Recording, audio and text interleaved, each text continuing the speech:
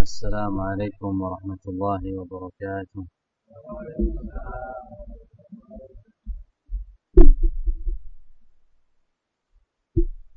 الحمد لله والصلاة والسلام على رسول الله وعلى آله وصحبه ومن والاه، وأشهد أن لا إله إلا الله وحده لا شريك له، وأشهد أن محمدا عبده ورسوله صلى الله عليه وعلى آله وسلم تسليما كثيرا. أما بعد، معاشر الحاضرين rahimani wa rahimakumullah, lagi dan lagi kita panjatkan puja dan puji syukur kita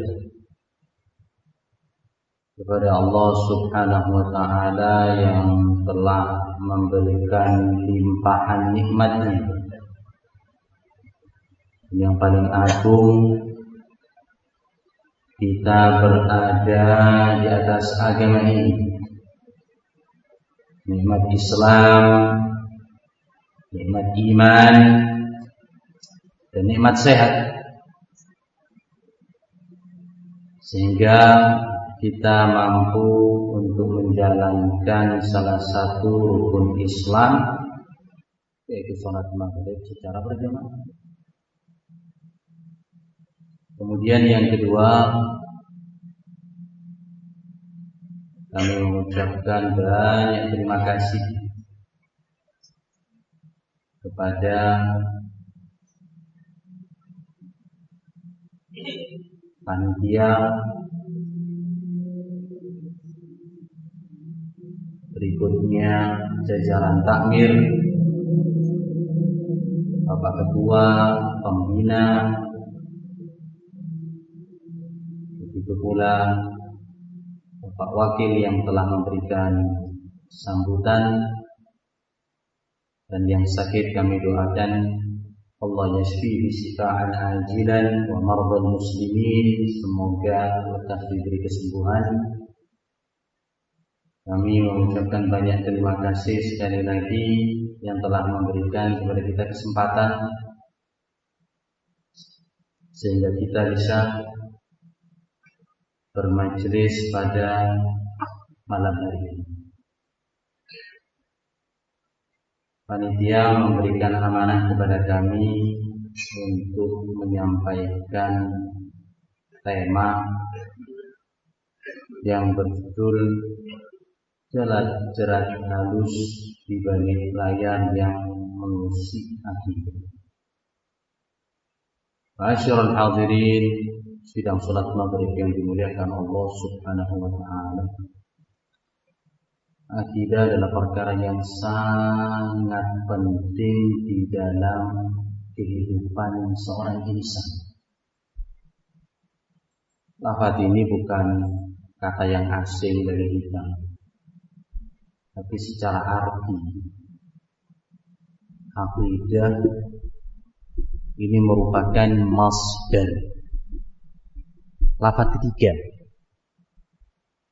di dalam kosakata bahasa Arab. I'taqada, ya'taqidu, dan yang ketiga aqidah. Diambil dari kata aqad bimakna rabt wa syiddah, ikatan yang kuat. Ini secara etimologi bahasa Arab. Sedangkan menurut definisi syariat, akidah bisa dimaknai i'tiqadul qalb, keyakinan dalam hati, wa tasdiquhu, dan pembenaran kepada sesuatu. Kepercayaan dalam hati tenang, condong, yakin. Pembenaran kepada sesuatu, yattakhidhuhu dinan wa manhaja. Yang ini kemudian dijadikan sebagai jalan hidup dan agamanya. Ini akidah. Bisa kita tarik benang merah. Kesimpulannya, berarti akidah adalah keimanan yang menghujam. Akidah adalah keimanan yang mantap tanpa adanya keraguan-raguan di dalam hati seorang muslim. Yakin. Contoh, Ibnul Qayyim rahimahullah menyebutkan di dalam kitabnya Zadul Ma'ad kisah mengenai seorang sahabat mulia. Sahabat Nabi SAW ini sebelum dieksekusi mati oleh kaum musyrikin,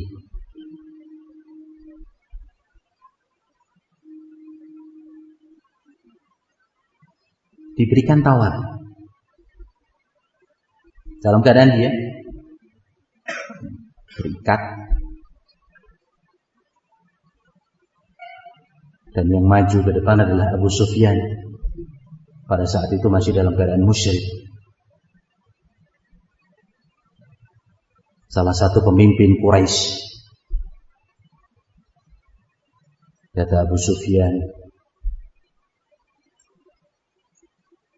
hal yasurruka anna Muhammadan indana tudrab unukum. Bagaimana menurut engkau jika apabila Muhammad sallallahu alaihi wasallam di sini menggantikan dirimu yang akan dieksekusi mati? Tudrab unukum. Nabi Muhammad SAW kita penggal lehernya. Wa anta fi ahli. Biarkan engkau bersenang-senang dengan keluargamu, kamu bebas. Kalau sahabat ini mengatakan iya, mungkin dilepas. Tapi apa ucapan beliau? Wallahi la. Tidak, demi Allah. Ma yasurruni an akuna fi ahli. Saya tidak rela diriku berada di tengah-tengah keluargaku.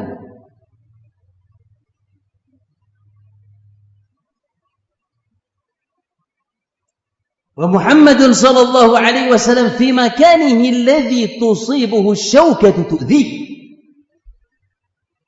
Dalam keadaan Nabi Muhammad sallallahu alaihi wasallam ada di tempat tinggalnya. Bukan di sini. Aku enggak rela. Nabi Muhammad SAW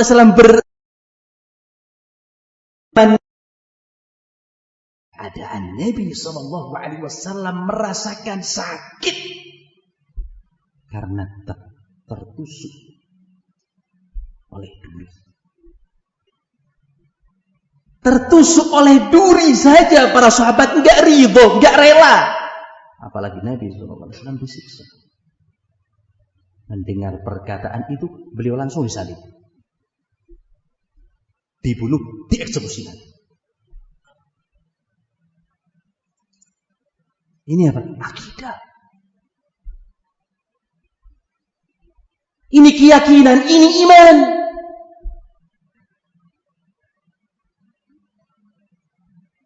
Yang ditampakkan dengan apa? Kecintaan kepada Rasulullah sallallahu alaihi wasallam.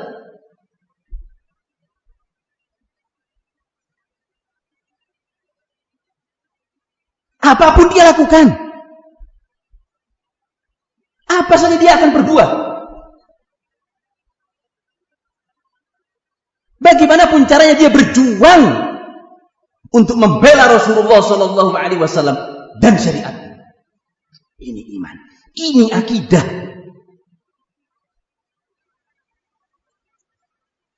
Ada yang tahu siapa sahabat ini? Dan ana akan kasih hadiah kecil. Ada yang tahu? Udah. Bahkan sahabat ini kemudian dikasih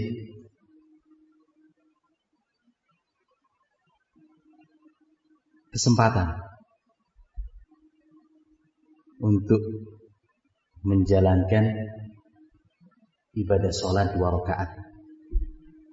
Bahkan kata Imamul Bukhari rahimahullah, fahuwa awwalu man sanna rak'ataini 'indal qatl. Sahabat ini orang pertama kali di dalam Islam yang melakukan sholat 2 rakaat sebelum jatuhnya eksekusi hukuman mati. Tentu dipakai dalam syariat Islam. Sebelum eksekusi mati bagi pelaku kriminal, dipersilahkan begitu. Dia, Anda mau sholat silahkan. Yang pertama kali melakukan itu adalah sahabat. Siapa? Angkat tangan. Jawab. Hah? Fadhal. Hilang hadiahnya. Ahsan, tabarakallah. Fadhal. Fadhal.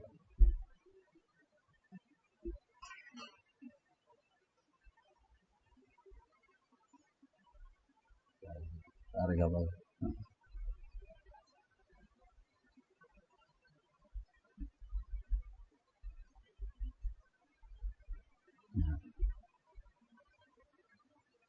Ikhwani hafizakumullah wa barakallahu fikum. Ini salah satu contoh. Kenapa panitia kok minta pembahasan mengenai perkara-perkara yang mengusik akidah seorang muslim?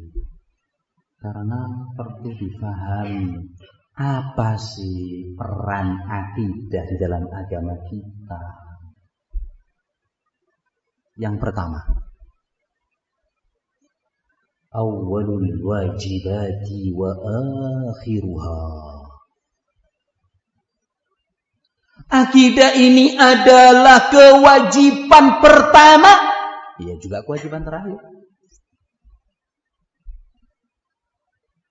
Saya ulangi. Apa peran akidah dalam agama Islam? Yang pertama, awwalul wajibati wa akhiruha. Akidah merupakan kewajiban manusia. Dan ini juga akhir daripada kewajiban mereka.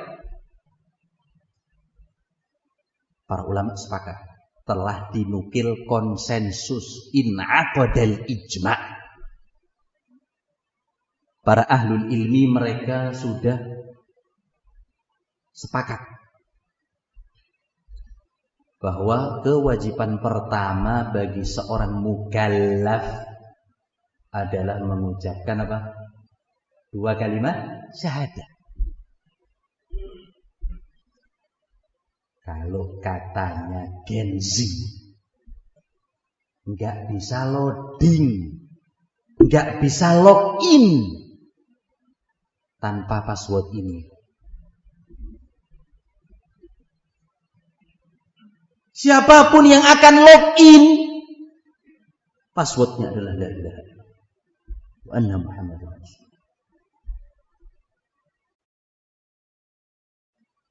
Kewajiban yang terakhir. Oleh sebab itu Nabi SAW memerintahkan kalau Anda melihat orang sudah dalam keadaan sekarat, sakaratul maut, sudah mendekati napas-napas terakhir, bimbingan Rasulullah SAW apa? Lakinu mautakum la ilaha illallah.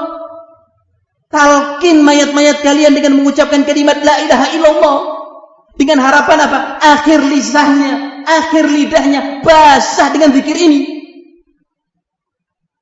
Sehingga dijadikan orang yang kemudian sebelum wafat mengucapkan kalimatut tauhid dijadikan sebagai tanda bahwasanya hamba tersebut insya Allah wafat dalam keadaan husnul khatimah.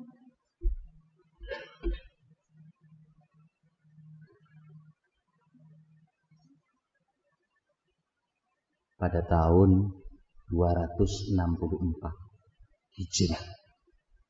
12 abad yang lalu.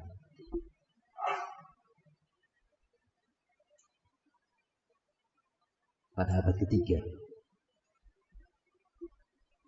ada seorang alim besar,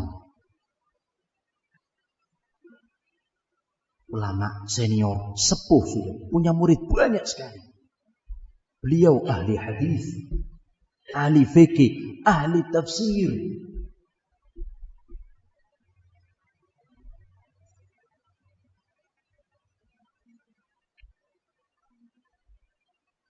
Dalam keadaan koma, murid-muridnya bingung. Iki piye? Guru kita tidak sadar.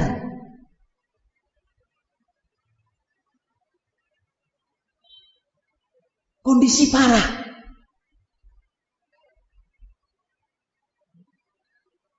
Sakit kritis.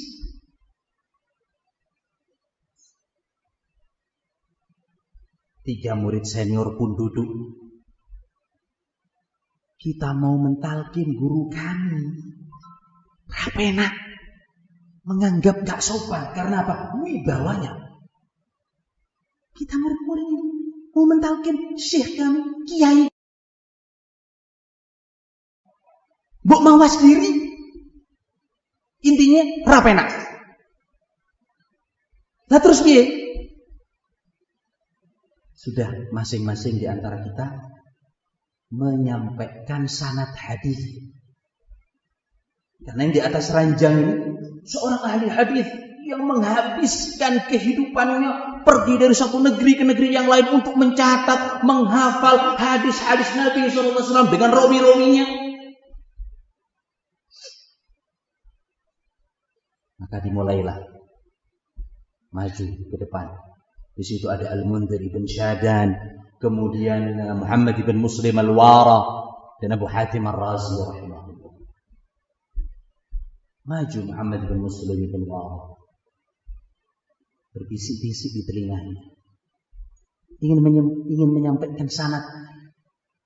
Mudah-mudahan dengan sanad yang kita sebutkan kepada guru kami membuat beliau sadar. Qala haddatsana Abu Asim. Hadis disampaikan kepadaku dari Abu Asim, an Abdul Hamid ibn Ja'far, an Abi Salih, yatada'da wa lam yujalis. Dia mudah kuat sang murid, tidak mampu melanjutkan sanad. Merasa iba kepada gurunya sendiri. Maka digantikan yang kedua oleh Abu Hatim. Abu Hatim membisiki di telinga sang guru. Haddatsana Bundar. Yang menyampaikan kepadaku hadis ini seorang rawi yang bernama Bundar. An Abi Asim, dari Abu Asim. An Abdul Hamid ibn Ja'far. An Abi Salih. Tiba-tiba matanya terbuka. Sang guru teringat dengan sanad hadis, teringat dengan ilmu yang selama ini beliau peroleh, dan beliau pun mengucapkan dan melanjutkan haddatsana Bundar. Ini gurunya sudah sadar. An Abi Asim, an Abdul Hamid ibn Ja'far, an Abi Salih ibn Abi Arib, an Kathir ibn Murrah, an Mu'ad ibn Jabal, sampai kepada sahabat Qala Nabi sallallahu alaihi wasallam, man kana akhiru kalamihi la ilaha illallah dakhala al-jannah.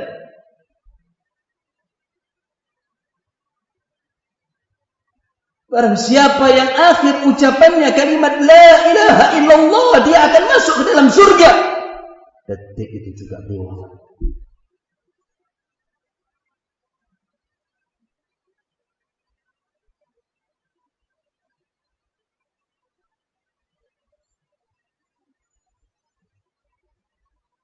Teringat ada hadis tidak terasa itu talqin.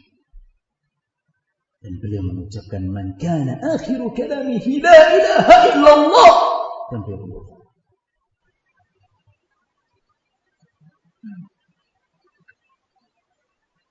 Semoga kita semuanya menjadi orang-orang yang ditutup oleh Allah Subhanahu wa taala dengan penutup yang baik, husnul khatimah.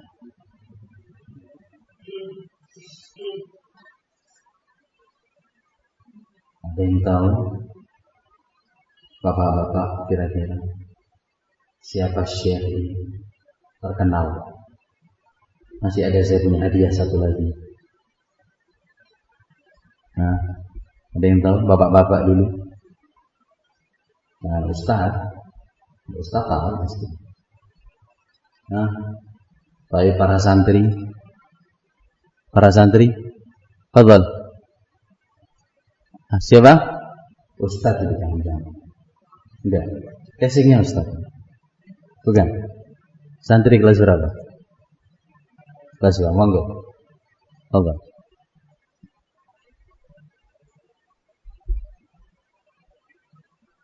Kemudian yang kedua, peran akidah dalam agama kita. Yang kedua,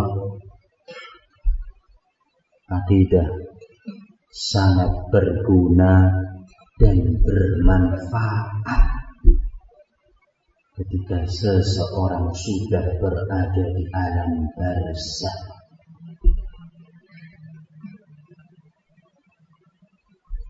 Saya ulangi, yang kedua, akidah sangat bermanfaat, berguna ketika kita semuanya sudah berada di liang kubur.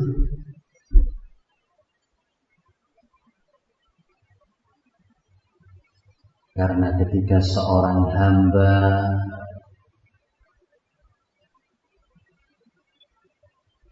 dibawa jenazahnya, dimasukkan ke liang lahat, akan datang malaikat yang bertanya. Malaikat tidak akan menyinggung berapa saldo terakhirmu. Malaikat tidak akan bertanya berapa perusahaan yang engkau tinggalkan untuk anak dan istrimu. Pertanyaan hanya 3. Man rabbuk? Siapa Tuhanmu? Man nabiyuk? Siapa nabimu? Wa ma dinuk? Apa agamamu di dunia? Tutup mata kita menjawab. Mungkin bagi kita pertanyaan receh. Orang Surabaya bilang kepil enteng. Semua bisa jawab. Tapi di alam barzakh tidak akan bisa lisan untuk keluar, tidak akan bisa kata mengikrar, melainkan orang-orang yang memiliki akidah yang benar di dalam kehidupan. Melainkan orang-orang yang memiliki akidah di atas al-haq yang akan dimudahkan oleh Allah Subhanahu wa taala untuk menjawab pertanyaan-pertanyaan itu.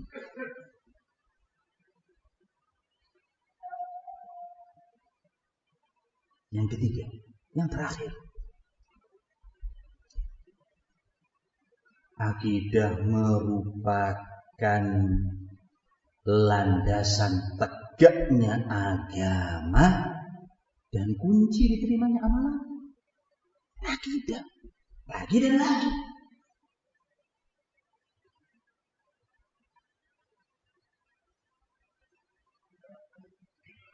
landasan tegaknya agama dan syarat diterimanya amalan kita. Harus di atas akidah yang pas, harus di atas akidah yang hak, harus di atas akidah yang benar.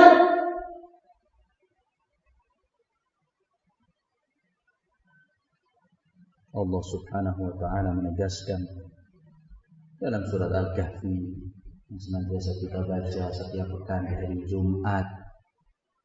Allah Subhanahu wa taala menegaskan, "Faman kana yarju liqa'a rabbih."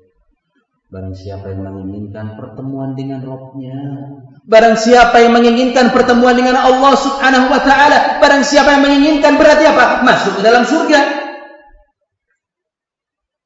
Berjumpa dengan Allah Subhanahu wa taala. Syaratnya falyamal amalan shaliha, hendaknya dia beramal soleh. Sholat, zakat, puasa, haji, berwalidain, taat sama orang tua, bapak, ibu, silaturahmi baik kepada tetangga, kerjanya yang baik, halal dicari, haram dijauhi, nggak tipu menipu, nggak suka bohong,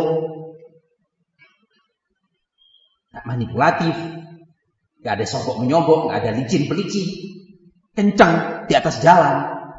Liya'mal amalan shalihah, hendaknya dia beramal yang baik mengikuti petunjuk Nabi sesuai dengan sunnah. Wala yusyrik bi ibadati rabbih ahada. Syarat yang kedua, tidak berbuat syirik dengan sesuatu apapun kepada Allah Subhanahu wa taala. Kok enak kita dikasih kenikmatan mulai di perut ibu sampai kita nikah, sampai kita dikasih keturunan, dikasih rezeki sama Allah Subhanahu wa taala. Kita malah berdoa kepada selain Allah Subhanahu wa taala murka. Wala yusyrik bi ibadati rabbih ahada, tidak berbuat sekutu di sisi Allah Subhanahu wa taala dalam bentuk apapun. Ini syarat yang kedua. Berarti apa? Kalimat tauhid. Berarti apa? Akidah. Syarat diterimanya amalan. Ikhlas kepada Allah Subhanahu wa taala. Indonesia ini sekarang sering diingatkan musibah silih berganti. Sebelumnya di timur, di barat, utara, selatan. Entah itu gempa bumi, vulkanik, tektonik, gunung meletus, angin kencang, longsor, banjir bandang yang begitu deras. Sampai yang sekarang 51 kabupaten hanyut.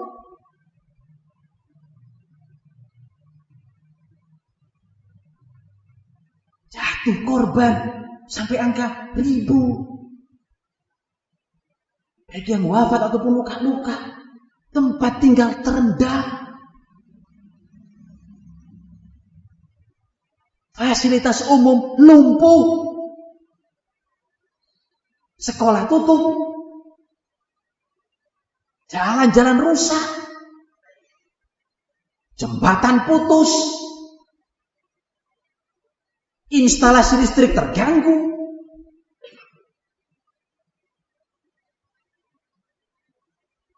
Jangankan mobil hanyut, alat berat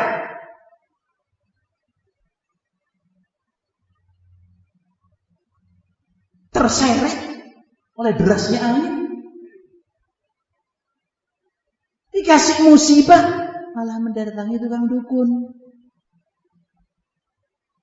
Dikasih bala, malah sibuk membaca raja-raja yang sudah dituliskan oleh paranormal.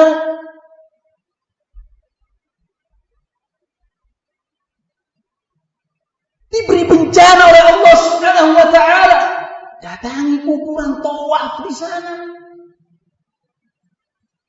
Dikelilingi sebanyak 7 kali. Seolah penyembah berhala.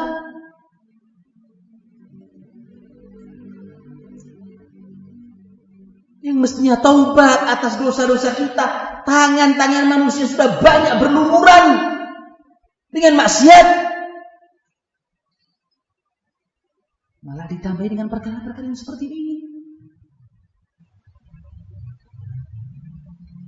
Dan ini fenomena yang ada. Belum lagi kepercayaan. Wah, ini pembahasannya banyak sekali. Contohnya beraneka ragam.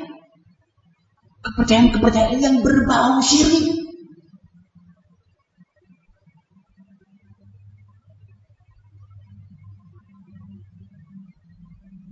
Saya pernah ke Ambon.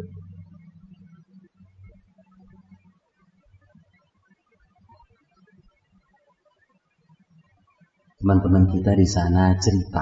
Jadi ada satu tempat namanya Tuleh. Di situ ada ritual abdau.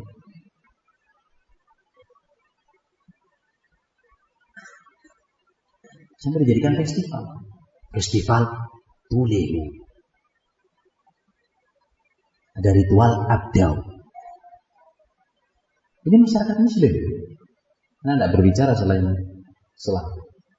Ini masyarakat muslim, komplek muslim. Tuleh.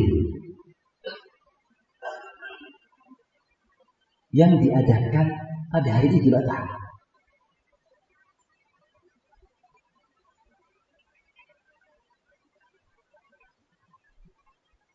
Apa ritual ini? Mereka hiasi kambing, layaknya pengantin.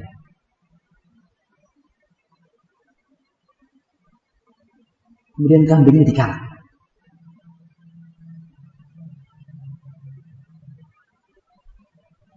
Dari satu titik menuju ke masjid. Dari ujung kampung menuju ke masjid. Di belakang kambing ini dinaikkan bendera agak tinggi. Mereka punya keyakinan yang memegang bendera maka akan mendapatkan berkah.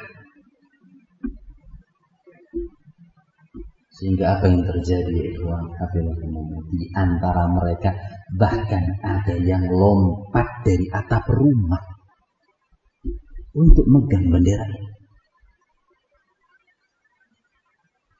Demi ngalah barokah. Ada yang patah kakinya. Bahkan ada di antara mereka yang sampai pada tingkat wafat. Lompat dari atas demi untuk berebut yang bisa memegang bendera komunitas muslim.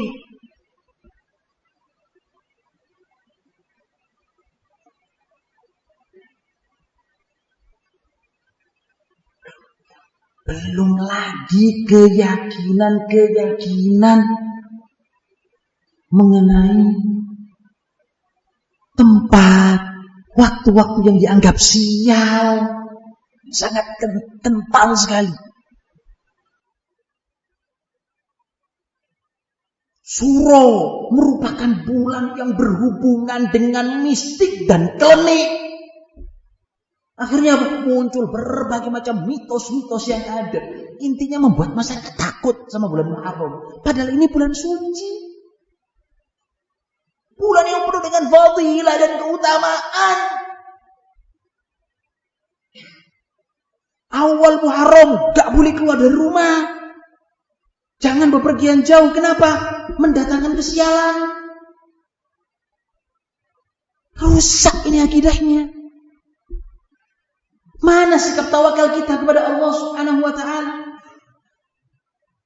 Bayangkan, bagi sebagian orang, awal Muharram ini dianggap seperti gerbang pertemuan antara alam gaib dengan alamnya manusia.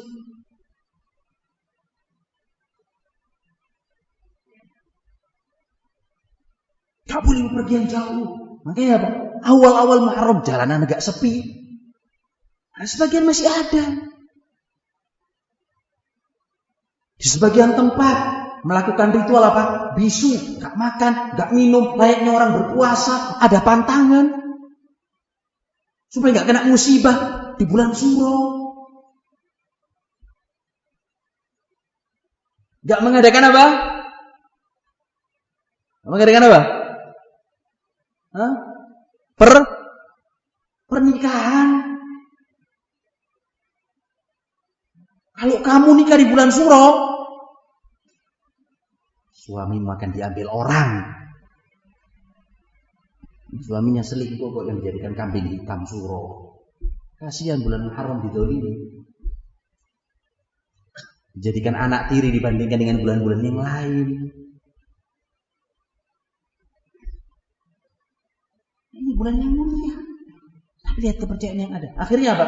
Catering sepi. Gak ada yang hajatan.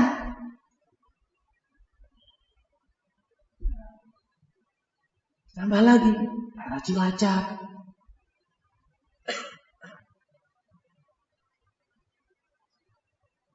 Ritual larung, buat tumpeng nasi kuning, beraneka ragam lauk, membeleh sapi, kepalanya diberikan kepada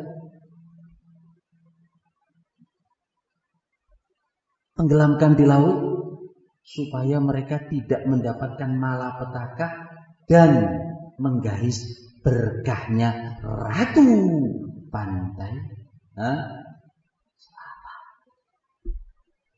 Ada apa enggak ada ini? Ada di Cilacap. Sekian contoh. Belum yang perkara-perkara di luar nalar. Takut dengan angka. Angka berapa? 13. Yang dianggap sebagai angka sial. Makanya antum lihat pesawat-pesawat domestik dalam negeri, luar negeri, nggak ada kursi nomor 13. Mereka hilangkan nomor 13. Pesepak bola nggak mau pakai nomor punggung 13. Kenapa? Takut merugikan klubnya. Perkantoran, gedung-gedung, nggak ada lantai 13. Dari 12 lompat ke 15. Apa ini hubungannya? Belum lagi kalau gerimis pas siang bolong, tandanya apa? Tandanya apa? Masa nggak ada yang tahu di sini? Lahirnya wiwi gombel, setan ngelahirkan. Coba nggak masuk nalar. Kita dengar di Wonogiri katanya ini, nggak tahu bener apa enggak. Kalau anak lahir pas maghrib, sudah ada nih saya, sudah diputusnya rasanya kayak ada duri di tenggorokan. Apa keyakinan Wonogiri? Katanya sih, saya nggak tahu. Kalau anak lahir pas maghrib, berarti apa? Rumah tangga kan? Sehingga mereka sampai